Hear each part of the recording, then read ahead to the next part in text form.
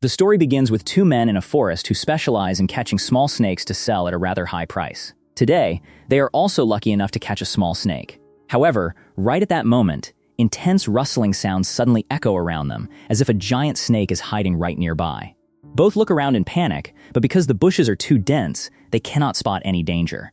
But just a few seconds later, a giant snake suddenly lunges forward, grabs the man in the back, and drags him away. Hearing the commotion, the man in front turns his head, sees the horrifying scene, and completely panics, repeatedly calling for his friend to come out, thinking this is no time for jokes. Right at that moment, his friend drops straight down from above right in front of him, covered in blood. Witnessing that scene, he is so terrified that he wants to run away immediately. However, before he can do anything, an extremely massive snake from behind opens its mouth and swallows him whole. But the real danger is just beginning. In the dark night, a train carrying many passengers is running through the forest. No one on the train knows that in just about 2 minutes, they will have to face a terrifying massacre. On that train, there is a girl named Jinglan traveling with her fiancé named Xiao. Xiao is a rather arrogant military officer who is always proud of his position as well as his money. Meanwhile, Jinglan has just finished her medical studies after many years and is on her way back to her hometown. She wants to use her medical knowledge to help people bitten by venomous snakes. While everyone is still peaceful on the train, a small but extremely dangerous venomous snake suddenly slithers inside. The notable thing is that no one notices it. The snake slowly crawls near a passenger and then climbs onto his shoulder, preparing to attack. Fortunately, a man named Mu Sheng quickly spots it, catches it, and then uses a tool to tightly coil the snake up. It turns out Mu Sheng is carrying and selling snake wine on the train, making the people around him extremely surprised because they don't understand why someone would sell soaked snakes. An angry man assumes that Mu Sheng is the one who brought the snake onto the train and caused this incident. Mu Sheng explains that this is a species of snake so highly venomous that even professional hunters don't dare to casually keep it on them. He also says that everyone should thank him for saving them. If bitten by that snake, the victim could die in just a few minutes. Jinglan stands up to defend Mu Sheng and says that he is right. Everyone should thank him. She then reaches out to shake Mu Sheng's hand, but he doesn't respond. He simply gathers his belongings and prepares to leave. Suddenly, the train stops abruptly in a highly mysterious manner. The hard brake makes everyone lose their balance and tumble over. Before they can even understand what is happening, loud rustling sounds echo from the roof of the train, as if something giant is crawling on top. A curious woman approaches the window and looks outside. But the very moment she pokes her head out, a giant snake suddenly lunges forward and drags her onto the roof. Just a few seconds later, the only things falling down are drops of blood. The entire train immediately falls into a state of panic. While everyone is trembling in fear, they notice a door at the front that seems to be continuously battered by something. An innocent little boy gathers all his courage and steps closer. But suddenly, a small snake springs out and attacks him. Right after that, thousands of small snakes from everywhere start flooding into the train cars. They crawl all over the floor, seats, and aisles, and then continuously attack the passengers. The survivors try to run everywhere to find a hiding spot, but there is almost no safe place left on the train. A desperate man jumps straight off the train. However, the scene below is much more terrifying. If there are thousands of snakes on the train, then below the tracks, there are tens of thousands, or even millions, of snakes swarming around. While everyone is in chaos, Mu Sheng takes out some garlic, distributes it to everyone, and tells them to chew it and throw it ahead. Initially, everyone thinks this method is bizarre, but because there is no other choice, they follow along. Unexpectedly, the snakes crawling forward stop and do not continue advancing. Thanks to this, everyone gets a few minutes of peace. However, a soldier still doesn't believe him. He points a gun straight at Mu Sheng's head and accuses Mu Sheng of being the one responsible for this disaster because he brought snakes onto the train. But before they can even finish their sentences, the door in front starts shaking violently again, as if something extremely massive is trying to break it down. Finally, the door is busted open, and a giant two-headed snake king appears in front of them. Seeing its terrifying size, everyone shrinks back in fear. They immediately run to another car and shut the doors tightly. However, there are still some people trapped in the car with the Snake King. They continuously beg the people outside to open the door and let them in, but that arrogant man only thinks about his own life, so he stubbornly refuses to open the door. Meanwhile, those trapped inside grow increasingly desperate as the two-headed Snake King slowly approaches. Just when it seems there is no hope left, Jinglan manages to open the door and pulls the remaining people inside, then shuts the door tightly and uses a lot of furniture to block it from behind so the snake cannot open it. Someone looks through a small crack in the door and discovers that the two-headed Snake King is still chasing them. Right after that, it lunges forward and completely shatters the door with just one ram. Realizing that death is approaching, the soldiers immediately fire their guns continuously. Dozens of bullets hit the Snake King's body, but its skin is so thick that it is almost unaffected. With no other options left, everyone decides to climb onto the roof of the train to find an escape route. One soldier by this time has been severely weakened by snake venom. After a struggle, the survivors finally manage to climb onto the train's roof. But as soon as they get up there, they witness another horrifying scene. On both sides of the tracks, snakes cover the ground, as dense as a colony of ants. Someone suggests they should run towards the back of the train, because the temperature there might prevent snakes from appearing in large numbers. Everyone immediately moves towards the rear of the train. However, the giant Snake King still follows closely behind. It moves at a terrifying speed, using its massive body to toss many people off the roof and down below, where thousands of snakes are waiting. The remaining people are forced to jump off the train and run into the forest ahead. While fleeing, a middle-aged man unfortunately trips and falls. A girl sees this, immediately stops, and helps him stand up. But this man is incredibly selfish, caring only about his own life. Instead of helping the girl escape, he pushes her toward the swarm of snakes to act as bait, while he immediately runs away. The two-headed Snake King continues to pursue the group of people. After running for a distance, they gather dry grass and branches, then place them across the path to block it. They pile the dry grass in the middle of the road and set it on fire to form a wall of flames. Unexpectedly, this method is truly effective. The Snake King doesn't dare to cross the fire and stops on the other side.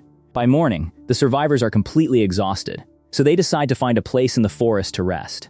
At this point, some of the people who were bitten by snakes begin to grow weaker as the venom slowly spreads throughout their bodies. Jinglan turns to ask Mu Sheng, since he is someone with extensive knowledge about snakes, if he has any way to save those who are poisoned. Mu Sheng replies that not far away is his village, where his family specializes in using various herbs to create snake antivenom. If everyone goes with him back there, the injured might be treated. However, Xiao immediately gets angry and claims that this is all Mu Sheng's conspiracy. He accuses Mu Sheng of being the one who brought snakes onto the train, only to then lure everyone to his village to sell medicine for money. Xiao asserts that Mu Sheng has done all of this solely for money. But Mu Sheng doesn't argue or retort, he just remains silent and walks alone towards the village. Because there is no other path, the rest of the group is forced to follow Mu Sheng. After some time of traveling, Mu Sheng finally returns to the village. But as soon as he steps inside, he is horrified to discover that many of the villagers have died, with corpses scattered everywhere.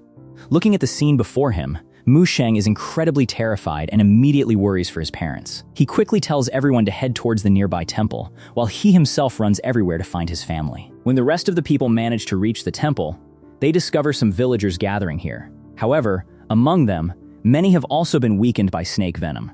Right at that moment, Mu Sheng also runs over and is extremely relieved to see his mother still alive and completely safe. The people traveling with Mu Sheng immediately scramble to drink the medicine prepared from the village's herbs. Mu Sheng's mother explains that this medicine cannot cure them completely because the snakes this time are too venomous. Their venom is so potent that even her family's medicine can only temporarily reduce the symptoms, but it cannot permanently neutralize the poison. Hearing this, Jinglan immediately asks Mu Sheng if there is any method that can truly eliminate the venom. Mu Sheng says there is actually one way. In a place called the Valley of 10,000 Snakes, there is a special flower believed to have the ability to completely eliminate snake venom. This flower is called the snake lotus. However, obtaining it is not easy at all because beneath where the flower grows, there are millions of snakes living. At this point, the villagers start blaming Mu Sheng. They believe he is the reason the snake swarm attacked humans, because Mu Sheng frequently catches snakes and then processes them into food. According to them, that action has angered the snake species and made them turn to exact revenge on humans. But Mu Sheng asserts that he is not the one who caused this. He explains that ever since humans started cutting down trees in the forest, the snake's habitat has been destroyed. Having lost their shelter, they started finding ways to take revenge on humans. A middle-aged man standing nearby also says that in the past, many people have tried to go get the snake lotus, but not a single one has ever returned alive. Hearing that, everyone is incredibly terrified. However, seeing the injured growing weaker and weaker from the venom, they have no other choice but to find a way to get the snake lotus. Finally, the group gathers all their courage and heads together towards the Valley of 10,000 Snakes. After a distance, they arrive in front of a small river. To continue the journey, the group uses two small wooden boats, standing on them and rowing forward themselves. While everyone is focused on moving, Xiao, who is inherently very arrogant, carelessly stands on the boat and urinates into the water. Right at that moment, something small suddenly shoots up and smacks straight into Xiao's face, making him lose his balance and fall into the water. The others quickly pull him up, but before they can even recover their wits, a giant snake suddenly appears, lunges forward, and drags someone from the boat down into the deep water. Everyone immediately panics. Mu Sheng explains that the snake might have attacked because Xiao urinated in the water, accidentally attracting the snake hiding below. In a state of panic, one of Xiao's soldiers uses a sharp weapon to stab into the water to attack the snake. But this hasty action unintentionally cuts the boat's mooring rope, making the wooden boat unstable and causing it to shatter. Everyone on the boat falls into the water. On the remaining boat, Xiao immediately takes out a bomb, lights the fuse, and is about to throw it towards the snake. However, out of extreme panic, he mistakenly throws the bomb onto his own boat. Before the bomb explodes, everyone immediately jumps into the water. Just a few seconds later, a loud explosion rings out, and the boat is completely destroyed. After that, everyone tries to swim to shore. Upon reaching solid ground, Mu Sheng takes out the map, but discovers it has been completely soaked and blurred by the water. The map is practically unusable, causing the group to lose morale because they don't know how to find their way to the Valley of 10,000 Snakes. Mu Sheng says he still vaguely remembers the way. First, they must go to a Snake King temple nearby. However, Xiao's soldiers do not want to continue following Mu Sheng, but having no other options, they are ultimately forced to follow him. Along the way, the group discovers a corpse lying in the middle of the forest, and nearby are some white snake eggs. Angry, Xiao doesn't think much and uses his foot to crush all the eggs. Seeing this action, Mu Sheng gets furious and scolds Xiao, calling him a fool because there is no reason to provoke snakes that are otherwise at peace. Sure enough, Mu Sheng's warning quickly becomes reality. A snake slowly crawls out and then suddenly bites Xiao on the buttocks. The bite is in an incredibly awkward position, leaving everyone clueless as to how to handle it. The soldiers accompanying Xiao all adamantly refuse to suck the venom out of that area. No one wants to use their mouth to suck out venom in such an embarrassing spot. While everyone is still standing and watching, Mu Sheng calmly takes out a small box and uses it to suck the venom out of Xiao's body. After finishing the treatment, the group continues on their way. But they have only taken a few steps when they notice a lot of small spiders on the tree trunks around them. Mu Sheng immediately warns that these are extremely dangerous spiders. Therefore, everyone must stay silent and move very slowly. But suddenly, a soldier accidentally pulls the trigger of his gun. The bullet flies straight into a corpse hanging on a tree, making the corpse drop to the ground. Immediately, countless spiders start crawling out from inside the corpse. Seeing that scene, everyone is horrified. The soldiers immediately fire their guns at the spider swarm to defend themselves. But it is the continuous gunfire that agitates all the surrounding spiders, causing them to simultaneously rush towards the group. One soldier is unfortunately attacked fiercely by the spiders, and his body is almost torn apart. The survivors try to run away from the dangerous area and finally reach a Snake King temple. As soon as they step inside, they immediately see a strange sight. Inside the temple, there are many ancient statues, and coiled around each statue are large snakes made of clay. Mu Sheng explains to everyone that about 10 years ago, this place used to be a temple worshipping the snake deity. After that, Jinglan is placed to sit in a water tank mixed with various herbs, because earlier she was also bitten by a spider. While she is soaking in the medicinal water, outside the window, a mysterious figure is stealthily watching her. This person then drops a highly venomous snake inside.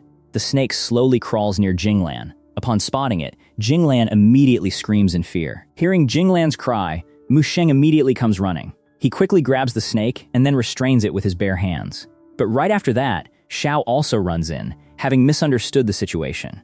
Xiao assumes that Mu Sheng must have done something to Jinglan. Jinglan immediately explains that things are not at all what Xiao thinks. On the contrary, Mu Sheng has just saved her life. She also scolds Xiao for his selfish nature and for always doubting others. Jinglan's words make Xiao feel ashamed, so he turns around and walks out. Mu Sheng also intends to follow Xiao, but Jinglan holds him back. She says that all along, she has always wanted to live with Mu Sheng in this village. She had left to study because she wanted to return later and use her knowledge to help the villagers. As for Mu Sheng, he has long since stopped liking this place. He always thinks that one day he will make a lot of money, then take his family away from this mountainous forest region and move to the city to start a better life. When the conversation ends, Mu Sheng steps outside and meets Xiao. Xiao looks at Mu Sheng and asks directly if he likes Jinglan. Mu Sheng replies that Jinglan is a good girl, so he admits that he truly has feelings for her. Inside, Jinglan accidentally overhears these words, and a happy smile immediately appears on her face. Right at that moment, a soldier passes by near the window and suddenly sees a strange shadow. Before he can grasp what is happening, all the candles in the area suddenly go out simultaneously, plunging the place into darkness. Taking advantage of the moment when no one can see anything, a mysterious figure suddenly throws a large net over everyone. However, Mu Sheng reacts extremely fast, pulling out a dagger and cutting the net to help everyone escape it. Mu Sheng immediately runs back to the room where Jinglan is staying.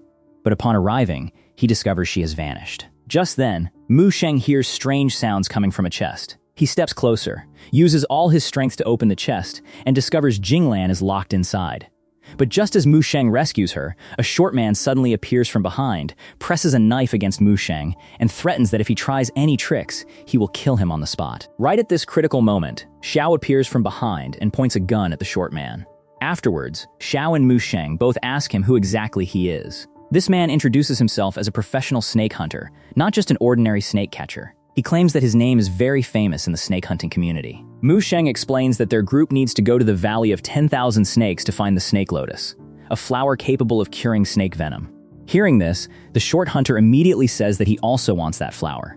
Therefore, he suggests everyone cooperate with each other to get the snake lotus together. After that, the group continues heading towards the Valley of 10,000 Snakes. After walking for a bit, they arrive in front of a cave. On the cave ceiling, there are countless bats hanging upside down. The short hunter warns everyone that if they make a loud noise, the bat swarm will immediately swoop down to attack and tear them apart, as these are vampire bats. Hearing that, everyone immediately stays silent and takes very light steps through the cave. Going deeper, they come across a bridge made of old, flimsy wooden planks that look like they could collapse at any moment. The short hunter doesn't hesitate at all. He steps forward and quickly crosses the bridge. The rest of the people look at the bridge in utter fear, because it hangs over a deep abyss and looks extremely dangerous. But since there is no other way, they have to step onto it one by one and try to cross. The majority of the people make it to the other side safely. However, right at that moment, a man accidentally drops his suitcase onto the bridge. The suitcase bursts open, revealing a lot of money inside. The banknotes start blowing down into the abyss. Seeing the money he worked so hard to earn falling away, the man immediately screams in despair, as if his entire world has just collapsed. The scream is so loud that it wakes up the bat swarm in the cave. A horde of bats immediately flies towards the group. Two of Xiao's soldiers try to hold tightly onto the bridge so the others can run across, but the bats quickly swarm in and attack them. Xiao can only watch helplessly as his soldiers are surrounded and attacked by the bat swarm. After crossing the bridge, the group once again stands before two different paths. Finally, they split into two groups.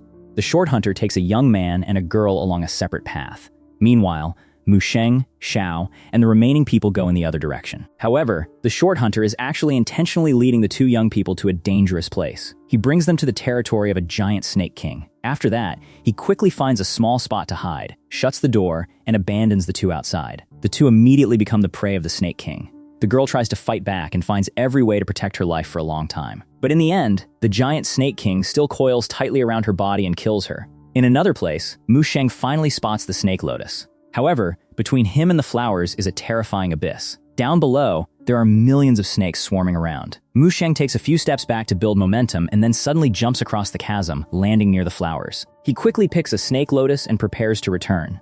But a man in the group, whose body is now gradually being taken over by the snake venom, asks what can be done with just one flower. He demands that Mu Sheng pick a lot of flowers because everyone has struggled so much to find this place. Mu Sheng refuses because he knows that if he picks too many snake lotuses, the giant snake guarding this area will get angry. Right at that moment, the short hunter also appears and demands that Mu Sheng pick all the flowers there. Mu Sheng continues to refuse. The hunter immediately loses patience, draws his gun and shoots Xiao in the leg, then threatens that if Mu Sheng does not obey, the next target will be Jinglan. With no other options left, Mu Sheng is forced to pick many more snake lotuses, then brings them back and hands them to the hunter.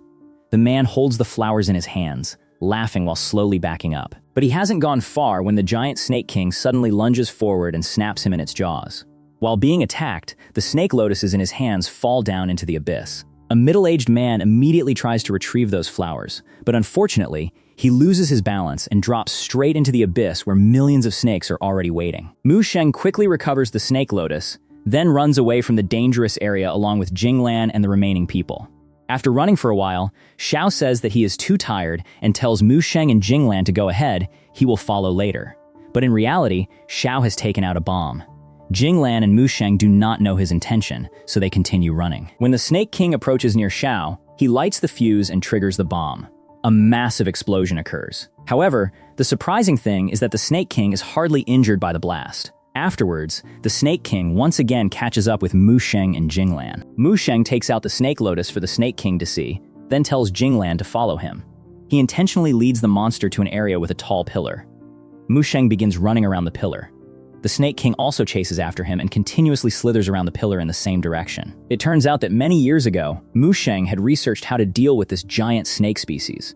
After running in circles enough times, the Snake King begins to lose its sense of direction. When it opens its giant mouth to snap at Musheng, he suddenly jumps to the side. Because it is lunging forward at such a high speed, the Snake King cannot stop in time and bites into its own body. Seizing the opportunity, Musheng draws a long sword and slashes hard into the snake's neck, finishing off the giant monster. After that, the story cuts back to the village. At this point, the survivors have returned and gathered together.